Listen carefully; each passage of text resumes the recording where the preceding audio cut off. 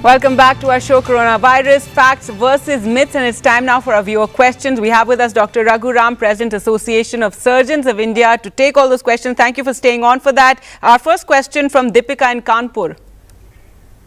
I am Deepika from Kanpur.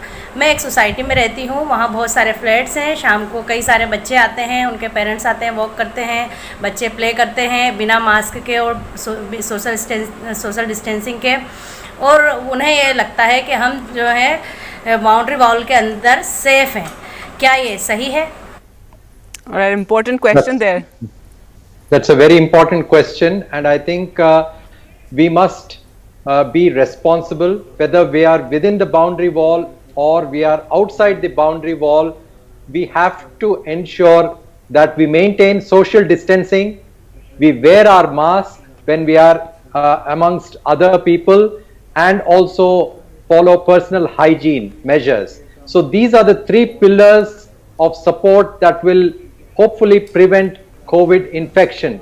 And I think this is a very irresponsible thing to do, that just because people are within the compound wall, for everybody to gather there without wearing masks and throwing social distancing norms to the winds. So I think this must be completely changed in that particular community, and please ensure that you do that.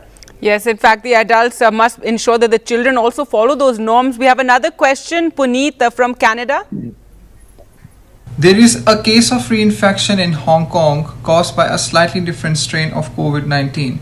Does it mean our immunity is short-lived? Are we vulnerable to new strains in circulation? And would a vaccine cover all the strains? All right, lots of questions there. But yes, this is a big worry ever since this reinfection case from Hong Kong and two from Europe have come out.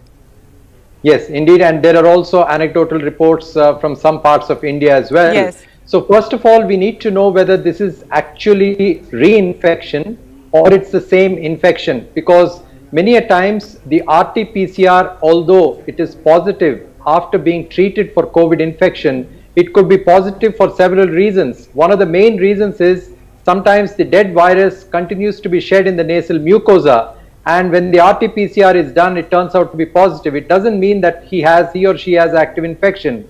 So this is very important to know, because many a time, I mean, in our country actually, the guidelines, the Ministry of Health guidelines do not necessarily indicate that we need to do RT-PCR after being treated. So the first thing is whether this infection has completely resolved or not. Second is relating to the immunity per se that the person has, and whether there is another strain which has developed, which actually we still don't know. So this is a new virus, this is a complicated virus, there are no straight answers.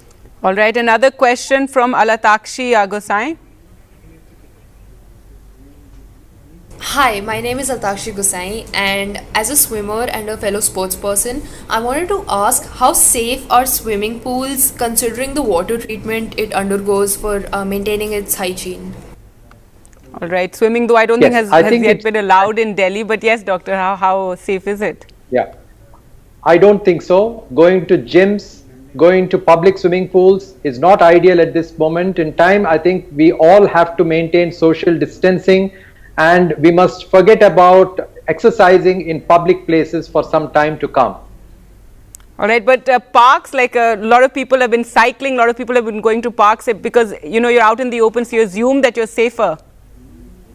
Yes, you assume that you're safer, but you can never be safe in a public place without social distancing and wearing a mask.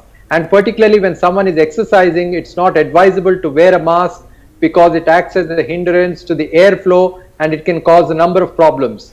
So I think for some time to come, it's important to exercise within the confines of the boundary or in your own homes.